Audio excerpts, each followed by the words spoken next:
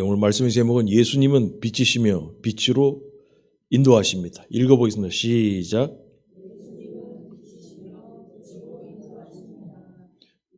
믿습니까, 여러분? 예수님은 우리 개인에게 다 우리에게 빛이 되시고 또 그 빛으로 우리를 인도하신다라는 얘기인데, 자, 본문 보겠습니다. 오늘 마태복음 4장 12절에서 25절 교독합니다. 요한이 잡혀갔다는 말을 들으시고 예수님은 갈릴레아로 물러나셨다.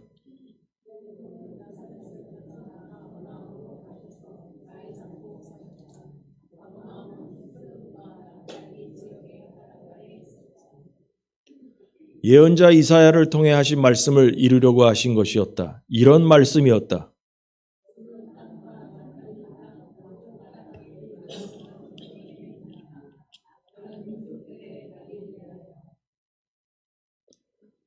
어둠 가운데 앉아있는 백성이 빛을 보았다. 큰 빛을. 또 죽음의 그림자가 드리운 지역에 앉아있는 사람들에게 빛이 떠올랐다. 바로 그들에게.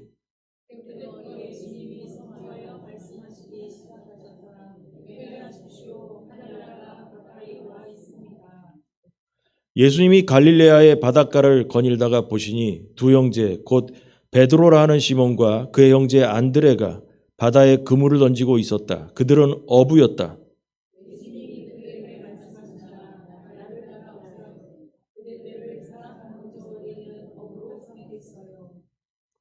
그러자 그들이 곧바로 그물을 그대로 두고 예수님을 따라 나섰다.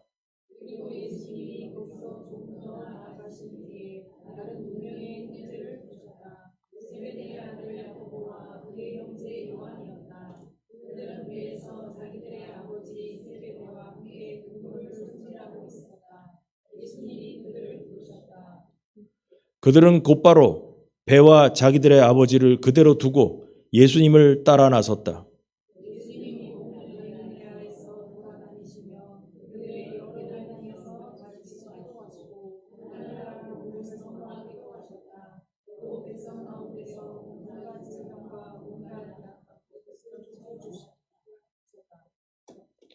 그러자 예수님의 소문이 시리아 전체로 퍼져나갔다. 사람들은 앓는 사람들을 모두 예수님께 데려왔다. 그들은 이런저런 질병과 심한 고통에 시달리는 사람들, 귀신 들린 사람들, 뇌전증 앓는 사람들, 마비증에 시달리는 사람들이었다. 예수님이 그들을 고쳐주셨다. 많은 무리들이 예수님을 따라갔다. 이들은 갈릴레아와 데카폴리스와 예루살렘과 유대야와 요르단 건너편에서 온 사람들이었다. 아멘. 오늘 본문은 예수님께서 공생애가 시작되는, 본격적으로 시작되는 장면이 이제 나옵니다. 공생애, 사생애, 어려운 말인가? 어쩐지는 모르겠는데, 사생애는 사적인 인생을 살던 시절이고, 공생애는 공적인 인생, 이제 메시아로서의 공적인 인생을 오늘부터 살기 시작합니다. 전에는 개인적으로 세례요한에 가서 세례받고 그런 거는 사적인 사역이라고 볼 수 있겠고, 이제부터 등장하는데, 이제 세례요한의 사역이 마무리되고 예수님은 갈릴리로 올라가서 복음을 전파하게 되는데, 처음에 보면 이런 얘기가 있어요. 요한이 잡혀갔다는 말을 들으시고, 세례요한이 감옥에 갇힌 거예요. 이유는 여기 안 나와 있지만은, 그 얘기를 들으시고 예수님은 갈릴리로 물러나셨다. 물러나셨다라는 의미를 이제 원래 의미는 뭐냐면 피신하셨다. 그런 말이에요. 피신하셨다. 더 쉽게 얘기하면 안 잡히려고 도망가셨다. 그런 얘기도 되겠죠. 피신하셨다라는 얘기가 되겠습니다. 그리고 나서는 예수님은 태어난 것은 베들레헴이잖아요. 그리고 예수님이 자란 곳은 나사렛이죠. 그래서 여기 나온 것처럼 나사렛을 떠나 가버나움으로 가셔서 자리 잡고 사셨다. 가버나움에서 공생애를 시작하게 됩니다. 근데 이 가버나움은 스불론과 납달리 지역에 이 가버나움이라는 것은 갈릴리 지역에 있는 동네입니다. 그런데 바닷가에 있었다. 그래서 갈릴리가 바닷가가 아니거든요. 맨날 착각하면 안 되고 갈릴리 호수거든요. 호수가에 있는 곳이 바로 가버나움이다. 이렇게 아시면 되겠습니다. 자, 이렇게 돼가지고 세례 요한이 감옥에 들어갔다는 것은 세례 요한의 그 공생애가 끝났다라는 걸 의미하는 거예요. 거기서 이제 끝난 거예요. 끝나고 나서 세례 요한의 사역 기간이 끝나자 예수님의 공생애가 이어서 이제 시작되는 거예요. 역사에 등장하게 되는 계기가 됐던 것이죠. 이제 예수님 시대가 시작된 거예요. 오늘 이 본문을 읽어보면 여기서 이제 중요한 얘기가 뭐냐. 뭐 예수님 뭐 가버나움에 계셨다. 그래, 그런가 보다. 그런가 보다. 근데 여기서 중요한 읽으면 중요한 얘기가 뭐냐면 이런 거예요.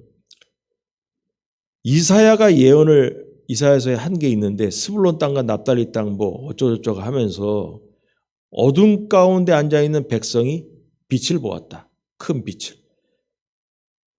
빛이 중요한 내용이에요. 빛이 바로 예수님이잖아요. 빛 대신 예수님이 오셔가지고 세상을 바꾸기 시작하는 일이 시작된 겁니다. 그래서 바로 이 본문을 끌고 가는 중요한 단어는 빛이에요. 빛. 빛 대신 예수님. 그래가지고 빛이 나타났는데 죽음의 그림자가 드리운 지역에 앉아있는 사람들에게 빛이 떠올랐다. 바로 그들에게. 빛 대신 예수님이 떠올랐다 그 말이에요.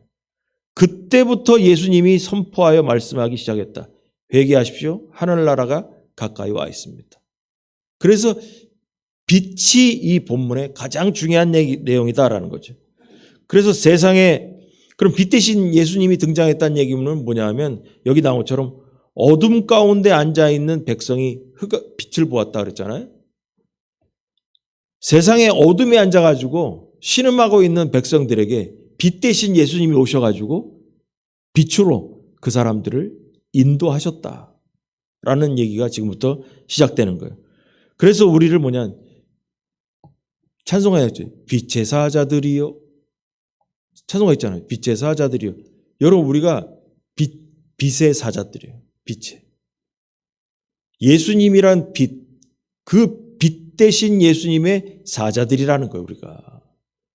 그래서 이 성경에 나온 이 빛 대신 예수님이라는 이 빛이 대단히 중요한 얘기를 하는 겁니다. 그래서 우리가 뭐냐면 하나님의 자녀가 된 거예요. 이 빛으로 인해서. 이제 이 말씀을 통해 가지고 우리가 뭐냐면 그리스도이신 예수님의 그 빛과 또 성도의 사명이 뭔가 그거를 이 시간 은혜를 나누도록 하겠습니다. 1번. 예수님은 암흑을 밝히는 빛입니다. 다 같이 시작. 예, 여기 보니까 요한이 잡힌 다음에 예수님은 갈릴리로 피신하셨다고 됐습니다. 근데 갈릴리 얘기를 안 할 수가 없네. 갈릴리 얘기를 안 할 수가 없는데 왜냐하면요. 예수님께서 갈릴리에서 복음을 전하기 시작했다 그랬잖아요. 가버나움. 갈릴리 호숫가에 있는 동네 중에 하나인 가버나움에서. 여러분 그 많고 많은 도시 중에서 왜 하나님은 예수님에게 갈릴리 호숫가에 있는 가버나움에서 복음을 전하라고 하셨을까? 이유가 있을 거 아니야. 바보가 아닌 이상 하나님께서 계획이 있고 생각을 했을 거 아니에요. 여러분 이 계획을 우리가 한번 생각을 안 할 수가 없다는 거지. 그 많고 많은 도시 중에 하나님께서 왜 예수님을 거기에서부터 공생애를 시작하라고 했을까? 이유가 있습니다. 예수님이 지금 본문에 보니까 빛이라고 했잖아요. 가버나움이라는 갈릴리 호수라는 그 동네가 바로 뭐냐? 암흑의 도시이기 때문에 그런 거예요. 여러분 빛이 등장하려면 어둠이 있는 곳에 가서 빛이 등장해야 폼이 나죠. 폼이 나잖아요. 그럼 뭐 환한 데 가가지고 뭐 후라시 들고 다니면 뭐 하겠어요? 환한 데 가서. 어두운 곳에서 빛이 등장해야 이게 역할을 해야 될 거 아닙니까? 그럼 빛 대신 예수님이 왜 가버나움을 갔느냐? 그곳이 어두움의 도시였기 때문에 그렇다라는 거예요. 어둠의 도시. 왜냐하면 이 갈릴리는 이스라엘의 북부에 있는 도시인데 이거 그냥 몇십 번을 얘기했어요. 제가 보면 이스라엘은 우리나라처럼 남과 북으로 쪼개진 나라였다. 갈릴리는 뭐냐? 북쪽에 있는 동네였는데 북이스라엘에 있는 동네였는데 아수르가 먼저 쳐들어왔고 남유다는 남쪽에는 바벨론이 쳐들어와서 멸망을 했고 북이스라엘은 아수르가 쳐들어와서 멸망을 했어요. 근데 남유다 우리 느헤미야서 배웠단 말이에요. 남유다를 쳐들어온 바벨론의 이 식민지 정책은 뭐였냐? 사람들을 잡아가서 종으로 부려먹는 게 식민지 정책이었어요. 근데 이 북이스라엘을 정복한 아수르의 정책은 뭐였냐? 잡탕을 만드는 거예요. 혼혈아를 만드는 거예요, 그냥. 그래가지고 이방인들이 와서 유대인들 지들끼리만 사는 이 북이스라엘을 민족성을 말살하기 위해서 이방인들, 외국 사람들을 불러다가 그 동네에 북이스라엘에 정착하게 해서 서로 그냥 결혼하게 만들어가지고 유태인이라는 민족성을 말살해버렸어요. 말살해버렸단 말이에요. 그래서 남유다에 있는 이 정통 유대인들, 자기들끼리만 결혼한 순수혈통이 이 남유다에 있는 사람들은 자기들보다 먼저 300년 정도, 300~400년 먼저 멸망한 북쪽에 있는 북이스라엘 사람들을 인간 취급을 안 했다 이거야. 그래서 예수님 시대에도 뭐냐? 사마리아가 북이스라엘의 수도였는데 사마리아 동네를 피해서 다니는 시절이었다. 왜냐하면 사람 취급 안 했기 때문에. 이게 바로 갈릴리 동네에 이 북쪽 동네에 이 남쪽에 있는 유대인들이 남쪽에는 수도가 예루살렘이 있고 그 중심으로 있는 사람들은 북쪽 사람들을 똑바로 사람으로 인정하지 않았다라는 거예요.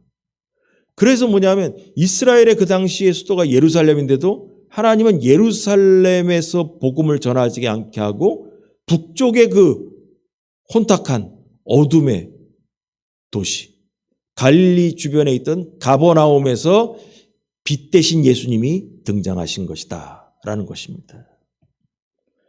그래서 이방인과 결혼해가지고 혼혈아들이 많은 지역, 또 이방인과 문화가 이 짬뽕이 돼가지고 혼합된 문화가 있었고 종교적으로도 이 취급받지 못했던 그 북쪽에서 순수 유대인들이 싫어하는 동네에서 빛이 등장하셨다라는 것입니다.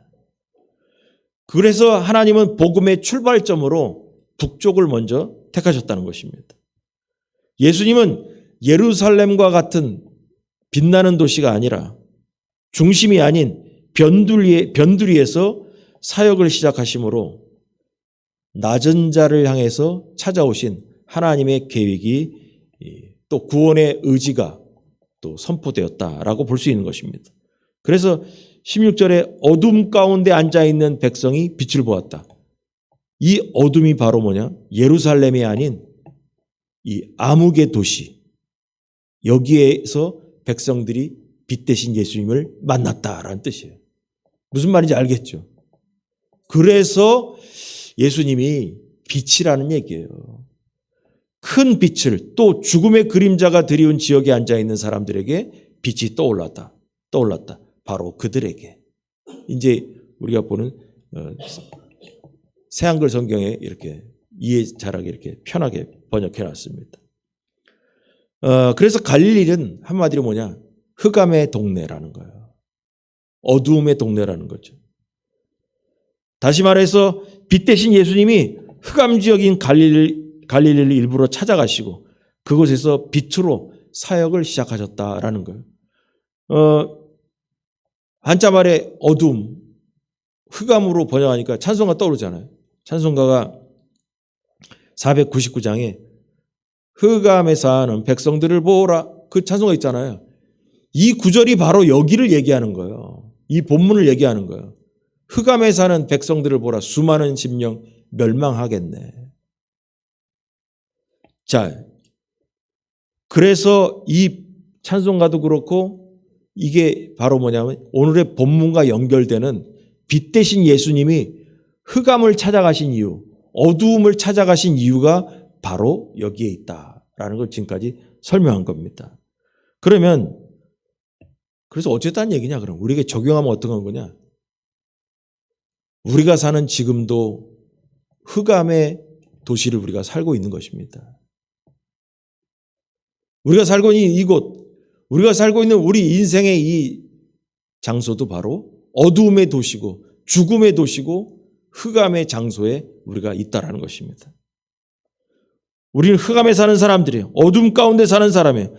그런데 이곳에 빛 대신 예수님이 우리를 찾아온 줄 믿으시 바랍니다. 그리고 우리는 그 빛을 알아보고 이 자리에 와서 앉아 있는 것입니다. 세상 사람들은 빛 대신 예수님을 알아보지 못했기 때문에 교회 밖에 있는 것이고 우리는 빛 대신 예수님을 알아봤기 때문에 이 자리에 앉아 있는 것입니다. 우리가 예수님을 만나기 전에는 어둠 속에서 살았던 사람들입니다. 이제 우리의 예수님은 그 어둠 가운데 빛으로 오셔가지고 우리 영혼들을 위하시고 바른 길로 인도하시는 것입니다. 여러분, 주님의 말씀은 여전히 우리를 진리의 빛으로 인도하시고 방향을 잃은 인생의 길을 밝히는 줄 믿으시기 바랍니다. 빛은 길을 인도합니다. 빛 대신 예수님은 우리를 만나서 길이 있다라는 걸 보여주십니다. 또 빛 대신 예수님을 만나면 우리에게 소망이 생깁니다. 또 빛 대신 예수님을 만나면 살 길이 열립니다. 할렐루야. 그래서 이 가버나움을 통해서 복음의 시작이 되고 갈릴리 지역이 예수님의 복음의 주 터가 된 이유가 바로 어두움의 도시였기 때문인 것입니다. 그것을 통해서 예수님 만나서 소망을 얻게 되고 예수님을 통해서 빛 대신 길을 알게 되고 인생의 변화가 시작되었다는 것입니다. 그러므로 우리도 빛 대신 예수님을 만나서 빛 가운데 살아가는 여러분이 되길 주의 이름으로 축원합니다. 우리는 어둠에 살기 때문에 그렇다는 거예요. 예수님 못 만나면 길을 만날 수가 없어요. 소망을 가질 수 없어요. 인생의 계획을 세울 수가 없어요. 그냥 사는 겁니다. 자, 두 번째로 예수님을 빛을 따라 사는 제자로 지금 나를 부르십니다. 다 같이 시작.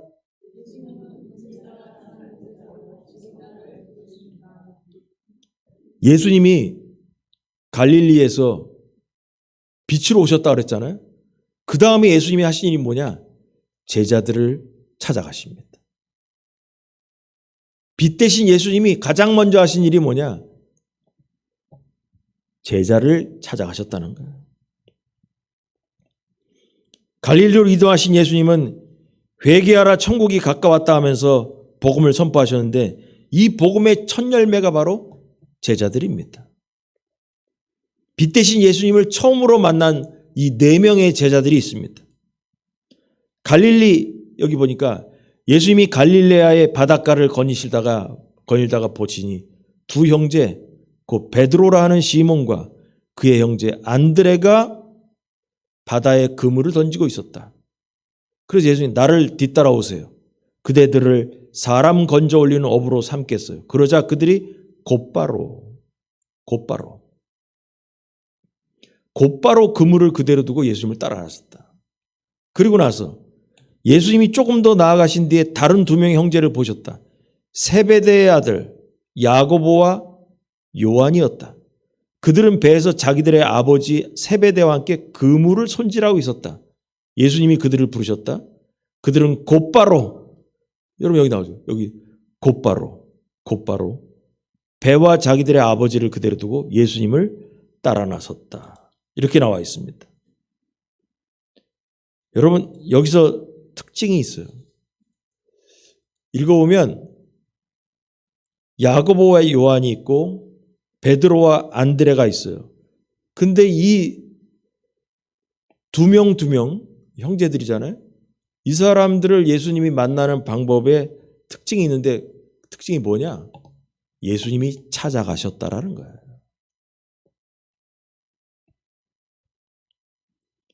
제자가 선생님을 찾아가는 게 아니라 선생님이 제자를 찾아가셨다는 것이 중요한 것입니다.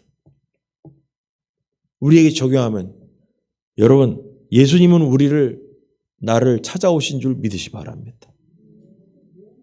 내가 예수님 찾아간 게 아닙니다. 여러분, 내가 교회당 나온 것 같죠? 예배당에. 예수님이 우리를 부르신 것입니다. 예수님께서 우리를 개인적으로 만나러 오신 것입니다. 이것이 우리들에게 중요한 사건인 것입니다. 세상의 모든 돌아가는 시스템은 제자가 선생님 찾아갑니다. 제자가 좋은 선생님 만나러 돌아다니고 음악 공부하고 어쩌고 하는 사람들은 유명한 교수님들 찾아가고 어쩌고 그러죠. 그런데 예수님은 제자들을 찾아가셨습니다. 오늘도 예수님은 나를 찾아오신 줄 믿으시 바랍니다. 근데 이때 부르심에 응답하는 제자들의 태도가 무엇이었냐? 지금 얘기한 것처럼 곧바로입니다. 즉시입니다. 그 표현이 반복되고 있습니다. 제자들은 즉시 예수님을 따라갔습니다. 모든 것을 내려놓고 따라갔습니다. 읽어보니까 베드로와 안드레는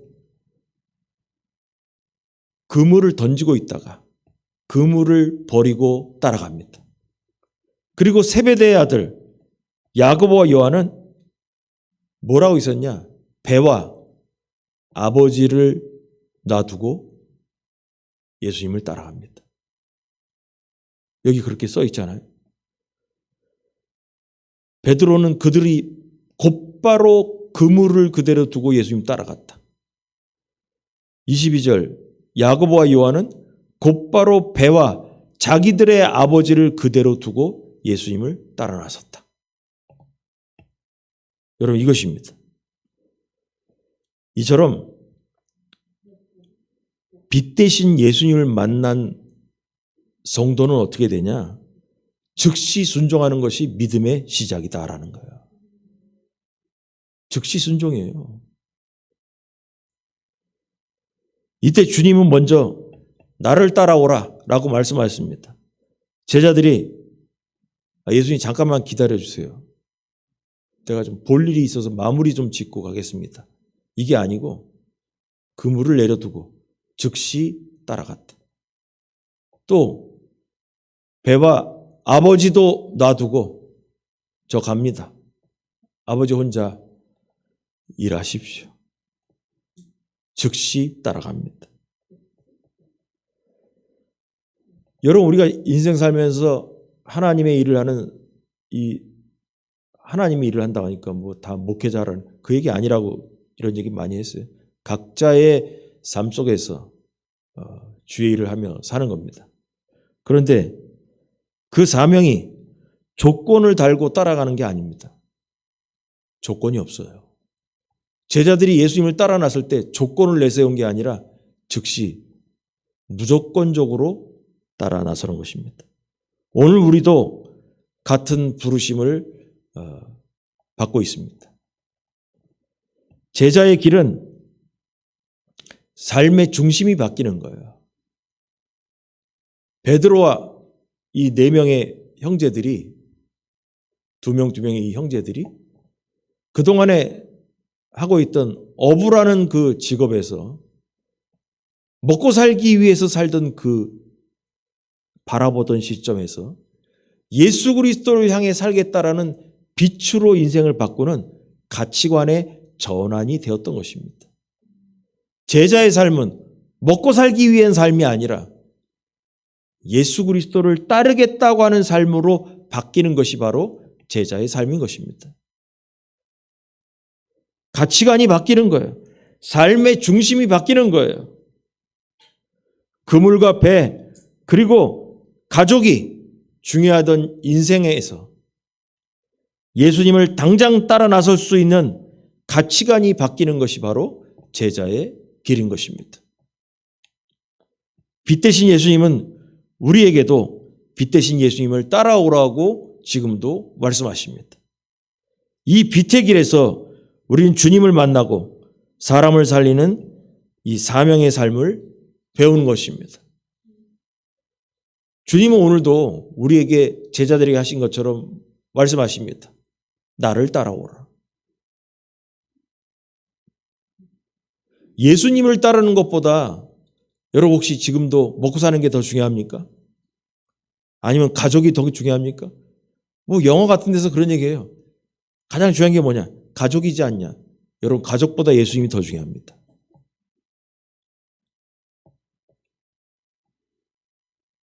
제가 간증 하나 하자면 우리 애들한테 어려서부터 그런 얘기를 자주 해줬어요. 무슨 원하는 것이 있고 뭐 어쩌고 일이 생길 때 이런 얘기 있어요. 나는 니들의 아버지가 진짜 아버지가 아니다. 진짜 아버지는 하늘에 계신 하나님이다. 인생에서 무슨 일이 있을 때 진짜 아버지한테 얘기를 먼저 해라. 그 다음에 육신의 아버지, 두 번째 아버지인 아빠한테 얘기해라. 내가 할 수 있는 한에서 최선을 다해서 니들을 도울 것이다. 그러나 첫 번째 아버지인 하나님 아버지를 먼저 찾아라. 여러분이 중요합니다. 우리가 하늘에 계신 아버지라고 노다지 떠들면서 아버지를 아버지로 인정할 때 하나님이 역사하십니다. 육신의 자녀들은 육신의 아버지를 먼저 찾겠죠. 그러나 우리가 하나님 아버지가 우리 인생에서 가장 중요하다고 생각한다면 무슨 일이 생겼을 때 하나님 아버지를 먼저 찾아야 됩니다. 그렇게 할 때 하나님 아버지께서 책임지십니다. 여러분, 그러므로 어두운 세상에서 신음하는 영혼들에게 복음을 전하기 위해서, 빛 대신 그 복음을 전하기 위해서 즉시 내가 갖고 있는 그물을 내려놓고 예수님을 따르는 여러분이 되길 주님으로 축원합니다. 각자가 갖고 있는 그물이 무엇인지는 생각해 보시기 바랍니다. 내가 붙잡고 있는 이것만은 진짜 중요하다. 버려야 됩니다. 그거 버려야 됩니다. 첫 번째가 돈이죠. 버려야 됩니다. 그리고 여러분 가족입니까? 여러분 가족도 주님이 책임져야 됩니다. 우리가 책임질 수 없습니다. 정말 화장실에서 미끄러지면 갑니다. 여러분 이런 거 여러분 생각해야 돼요. 하나님께서 우리를 지켜줘야 됩니다. 자, 마지막으로 우리는 복음의 능력으로 세상을 밝히는 빛이 되어야 합니다. 다 같이 시작.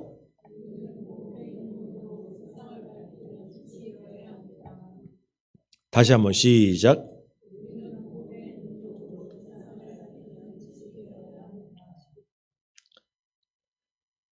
예. 예수님께서 갈릴리에서 돌아다니시며 그들의 여러 회당에서 가르치기도 하고 하늘나라 복음을 선포하기도 하셨다. 또 백성 가운데 온갖 질병과 온갖 약한 것을 고쳐주기도 하셨다. 그러자 예수님의 소문이 시리아 전체로 퍼져나갔다. 시리아 전체는 이스라엘 북부를 얘기하는 거예요. 지금 전쟁 나고 있죠.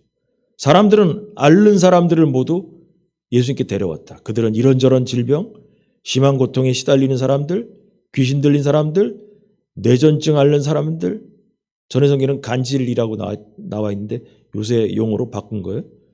마비증에 시달리는 사람들이었다. 예수님이 그들을 고쳐주셨다.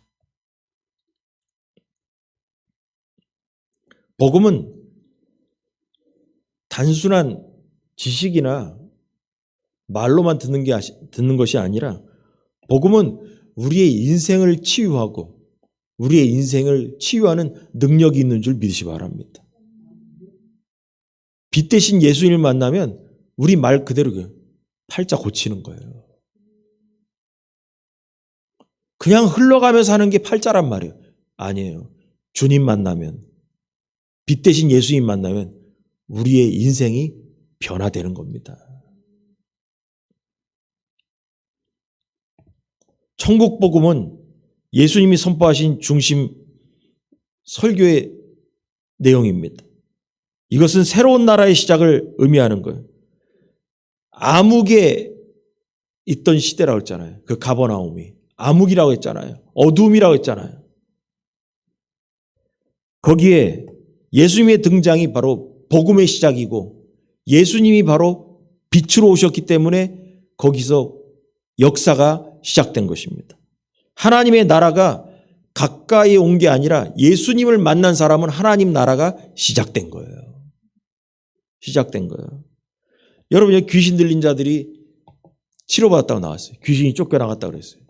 영적으로 뭐냐? 귀신에 눌려있던 암흑이 빛 대신 예수님을 통해 가지고 하나님 나라가 그에게 시작된 거예요. 하나님의 나라는 여기 있다 저기 있다가 아니요. 너희 마음속에 있느니라 그랬거든. 하나님의 나라는 눈에 보이게 임하는 게 아니라 내 안에서 시작되는 거예요. 내 마음이 바뀌는 거예요. 내 기준이 바뀌는 거예요. 그동안 세상을 중심으로 돈이 중요하냐? 가족이 중요하냐? 내 명예가 중요하냐? 권력이 중요하냐? 이러한 삶에서 예수 그리스도가 인생에 가장 중요하다는 이 마음의 가치관의 전환을 가질 때 그 사람에게 하나님의 나라가 시작된 거예요. 여러분, 이걸 알아야 돼요. 이러한 사람들이 많이 등장할수록 하나님의 나라는 넓어져 가게 되는 것입니다. 그래서 귀신 들린 자들이 치유된다는 것은 마귀가 지배하는 영혼에게 하나님의 나라가 시작된다는 것을 알려주는 그런 의미를 갖고 있다는 것입니다. 그래서 하나님의 나라는 세상의 권력이나 제도가 있어가지고 세워지는 나라가 아니라 회개와 믿음으로 세워지는 겁니다. 회개한 사람에게 하나님의 나라가 시작되고 예수 그리스도를 영접한 사람에게 하나님의 나라가 그 안에서 시작되는 것입니다.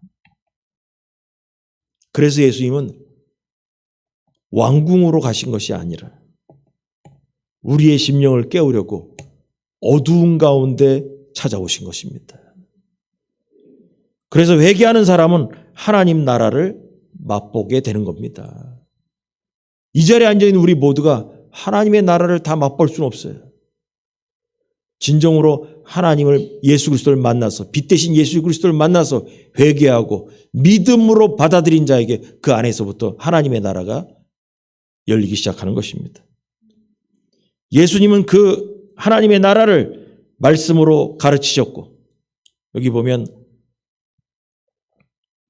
하늘나라 복음을 선포하기도 하고 백성 가운데 질병과 온갖 것을 약한 것을 고쳐주시고 이걸 이제 요 9절 23절 갖다가 예수님의 3대 사역이라고 해요. 그래서 이 부분을 자주 들었기 때문에 제가 이 부분만 뽑아서 설교하지는 않았는데 첫 번째가 뭐냐면 예수님께서 첫 번째 가르치기도 하시고 교육 2번 복음 선포 3번 치유 온갖 질병과 온갖 약한 걸 고쳐주었다. 이게 예수님이 오셔서 하신 3대 사역이다. 이렇게 얘기해요. 그래서 이걸 보면서 뭘 해야 되냐면 이게 빛 대신 예수님이 하신 일인데 이걸 통해서 뭐냐면 우리들도 이 빛 대신 예수님의 역할을 해야 된다라는 것이 우리의 사명이 됩니다. 자, 그러면은 지금까지 빛에 대해서 계속 얘기했단 말이에요. 더 우리가 깨달음을 줄 수 있는 소형 9절. 예수님이 빛으로 오셨다. 근데 빛이 이러한 역할을 했다. 구약에 중요한 게 있습니다. 자, 말라기 4장 2절에 요 윗부분은 새로 번역한 거고 밑에는 옛날 성경이고. 자, 옛날 성경을 먼저 한번 읽어볼까요? 말라기 4장 2절. 내 이름을 시작.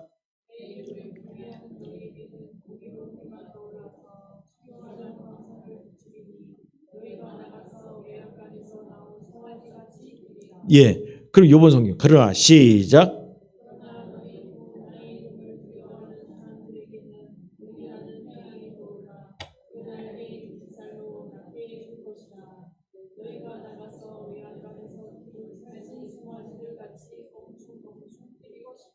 아멘. 예수님이 태양빛과 같다는 거예요. 그래서 예수님이 오셔가지고 뭐냐면 그 공의로운 해가 떠올라서 치료하는 광선을 비추리니. 여러분, 빛 대신 예수님이 신약에 등장하셔가지고 예수님을 만난 사람은 치료가 된다라는 거예요. 치료가 된다라는 거예요. 빛 대신 예수님이 우리를 치료하신다는 거예요. 그래서 예수님에게 치료받은 우리는 송아지처럼 기뻐서 껑충껑충 뛴다는 거예요. 그래서 즐거워할 수밖에 없다라는 거예요. 왜냐하면 왜 껑충껑충 뛸까요? 자유를 얻었기 때문에. 여기 나온 게 뭐예요? 외양간에서 키운 살찐 송아지들이 껑충껑충 외양간에서 나온 송아지같이 뛰리라. 자유를 얻었기 때문에. 여러분, 오늘 우리에게는 사명이 있습니다. 복음의 빛을 받은 자로서 이 빛을 전해야 되는 사명이 우리에게 있다라는 것입니다. 예수님의 제자들이 예수님에게 부르심을 받고 나온 다음에 결국 예수님이 부활승천하신 다음에 예수님의 제자들은 빛 대신 예수님을 세상에 전하러 나가는 것입니다. 가정이나 직장이나 공동체 안에서 복음의 빛을 우리가 전해야 된다는 것입니다. 우리가 친절한 말 한마디나 또 진심 어린 또 섬김이나 서비스하는 거나 그 모든 하나가 누군가의 마음을 비추는 복음의 불빛이 될 수 있다라는 거예요. 우리도 복음의 빛을 비출 수 있다라는 거예요. 어두움에 있는 사람들에게 빛 대신 예수님을 알려야 합니다. 그리하여 그들이 암흑에서 빛으로 나오도록 우리가 그 일을 해야 되는 거예요. 그게 바로 복음에 대한 사명을 우리가 가졌다는 것입니다. 주님을 따르는 길은 그래서 회개의 길이자 부르심에 응답하는 길이라고 할 수 있습니다. 여러분, 제자들은 부르심에 즉시 응답했습니다. 그리고 손해가 있을지도 모르는 그물과 배와 아버지를 놔두고 예수님을 즉시 따랐습니다. 여러분, 이 말씀을 들으면서 내가 이 예수님의 음성을 듣고 제자로서의 내 가치 기준을 바꿀 때 손해가 될 수 있다라는 것을 생각할 때 있어요. 손해가 될 수 있겠다. 예수님의 제자들은 그 생각 안 했겠어요? 그러나 그 손해가 오는 것을 감당하고서라도 빛 대신 예수님을 따라가기 바랍니다. 그것이 우리의 인생의 항로가 바뀌는 것이고 치료하는 광선을 만나게 되는 것입니다. 치료하시는 예수님을 만나야 송아지처럼 껑충껑충 뛰면서 기뻐하게 되는 겁니다. 우리가 교회를 다니면서도 왜 기뻐하지 못할까요? 왜 재미가 없을까요? 빛 대신 예수님을 도우는 치료하는 광선을 못 만났기 때문입니다. 여러분, 치료되면 기쁜 거예요. 왜 교회 다니면서 인상 쓰고 불만이 있을까요? 치료가 안 되는 거예요. 예수님을 못 만났기 때문에 치료가 안 되는 거예요. 그렇게 불만 있고 그렇게 답답한 마음을 살다가 죽으면 뭐합니까? 기쁜 마음으로 주님 만나야 됩니다. 치료하는 광선을 쏘이고 주님 만나야 됩니다. 기도하겠습니다.